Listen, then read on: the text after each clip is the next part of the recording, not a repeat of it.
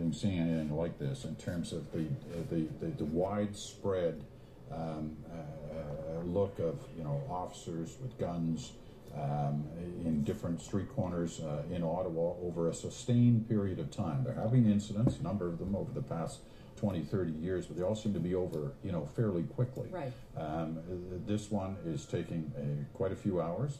Obviously, the security officials want to be sure that it really is over. It doesn't appear that it is over yet, but I guess we'll find out more once they speak. But anything like this in terms of a across the country situation. Well, it's interesting. I'm sure I'm not alone, and that my kids have been tweeting at me and messaging me today saying, what do you know, what's going on? Because this is really something entirely new for a younger generation of Canadians who learn about the War Measures Act, who learn about the things that unfolded in Quebec years ago in their history book. They learned about it. Learn about all the false flags. Today they're learning about it on the news, unfolding in front of them. And what may be very different for some of them, even as we look at these pictures, is, as I mentioned to you earlier, Peter, we are hearing now from multiple sources that Canadian soldiers who are not engaged in the hell are they doing? Specific tasks today are being told, on your way home, don't run any errands in your uniform. Don't go to your kid's soccer game. Don't go grab groceries. Don't do those things that are normal to all of us. Go home. Do not be out and about in your uniform if you don't have to be. I can't recall ever hearing that through any of the conflicts that Canada has been involved in where that request has gone out. But it speaks to the notion that even though it may be some time before everyone is entirely sure what happened or why, the operating assumption is that soldiers are being targeted. Don't wear your uniforms in public. I can understand why they put that out. Sure. But as you said earlier, it goes to the very core of the being of so many members of our armed forces, is that uniform that they wrap themselves in every day. The last thing that they would consider doing is, in a moment like this, being out without their uniform. That is a part of who they are, the commitment that they've made. It's the very public face of that commitment. So to be told not to wear it versus choosing not to wear it because it's simply your day off is something that I think many of them may wrestle with at a certain level, but understand. As those who are part of the military, they follow orders. They understand why it's being made. But I also think, all of us, our hearts go out to military families generally today who have never really had to worry about the safety of the Canadian forces when they're home. Tell me, tell me again about the situation for school kids in Ottawa, because that must be frightening to, obviously, not just the kids, but to their parents who worry about how they're getting home. What is the situation? What are they being told again? So far, the kids are in school, and often that decision is made when there's no real clear and present threat to the schools. And as a measure to try to keep the kids calm, and to some extent their parents. How effective that will be today is anyone's guess. But the schools, the Catholic schools and the public schools have continued the school day, but what they do is that the doors are locked. So whatever events may have been planned, other parents coming to pick up the kids, you're not going to be able to just open the door and get in. Often you can't these days anyway. You may have to be buzzed in by the office, but those doors are locked, so they're held secure. After school, the school buses, we're told, are still going to run because you need to get these kids home. But after school events, whether it's a field hockey practice, a rugby practice, band practice, any of that, canceled. Anything that would have been held at the schools tonight, not going to happen. It's about getting these kids through the school day and getting them home. All right, Diana, thank you for these continuing updates on a story that's got the attention of everybody in the country. Thanks. Let's go back to Ottawa. Evan Solomon is there. We heard, Evan, earlier that the President of the United States wanted to talk to the Prime Minister when he had the opportunity to talk. We're being told now that that conversation is now taking place.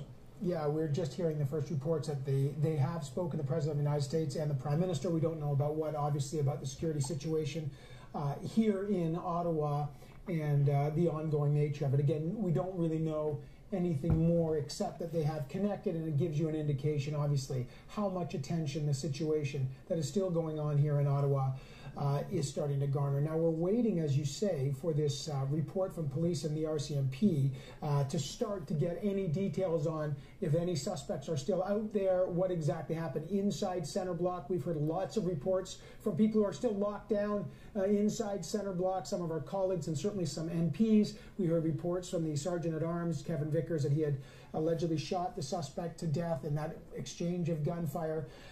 Peter, it's fascinating. We showed that picture of the Prime Minister getting briefed by RCMP Commissioner Bob Paulson. It was just on October 8th, I think, that the Commissioner, the head of CSIS, and the Security Director, the National Security Advisor for the Prime Minister, they were at committee, and they were briefing committee members on the security status here in Canada and the situation. And it was Commissioner Paulson who had said, look, we are monitoring 90 people who have come back from being perhaps radicalized overseas and are coming back here. We have done 28 interventions. That means they interviewed them. But he said Canadians should not be alarmed. So he was trying to calm down the situation there. Now, we don't know, Peter, if this is remotely related to that. We don't know the motivations of these shootings. We don't know any of that yet. It's still too early to tell, and we'll wait to hear that from the RCMP. But we had just heard from the RCMP that they're monitoring everyone. They've got the situation carefully under control, and there's no reason to be alarmed. And now we've had two very dramatic events here. First, the hit-and-run incident in Quebec, where a Canadian Armed Forces member was killed by someone who was on the radicalized list, who had his passport revoked. And now today, the situation in Ottawa, where Parliament Hill is in lockdown. Somebody has been killed right inside Center Block. As you say, we're waiting word on the Canadian reservist at the War Memorial, waiting to confirm his status. Jason Kenney, Senior Minister, had tweeted out the tragic news that this person had died. He was given CPR. I saw that, but from then we don't know exactly his status. We're waiting for confirmation. But again, the security situation that we'd heard, Peter, that there was no reason to be alarmed, has now dramatically changed. And Peter, at this moment, we are going to move into a bit of a new world here. This situation is dramatic enough that there will be some fundamental changes. And we'll just have to see exactly what's going on, how big this possible attack has been. And of course, then there'll be a calibrated response, Peter. Okay, let me just confirm a couple of things now, because we're getting just moments before the RCMP are due to speak. We are getting some official now response on some of the injuries and some of the deaths. Ottawa Police Service and RCMP responded to reports of shooting incidents this morning. This is coming from the Ottawa Police. In the downtown area, police can now confirm that incidents occurred at the War Memorial, Parliament Hill. Well, we certainly know that. We've seen it. Contrary to earlier reports, no incident occurred near the Rideau Centre. All right, that one comes off the board now. It was suggested by a number of different police officials it had, but now they're saying no. One shooting victim succumbed to injuries. He was a member of the Canadian Forces. This is the first official confirmation now. We did hear from Jason Kenney, the senior cabinet minister, that this had happened. This was the young guard, we believe, from Hamilton, who was standing on guard at the National War Memorial, who was the first person shot. Next of kin notification is underway, and as such, the ID will not be released.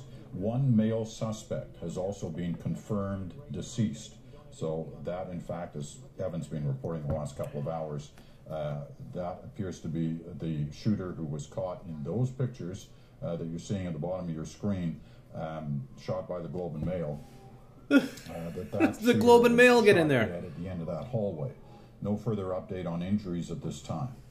This is an ongoing joint police operation. There is no one in custody at this time. They're saying it's ongoing, but they're not saying there's more than one suspect. But it would seem to indicate if the investigation, the operation is ongoing, that they're still looking for other people. But obviously we're going to hear more about that when they have their news conference in a few moments.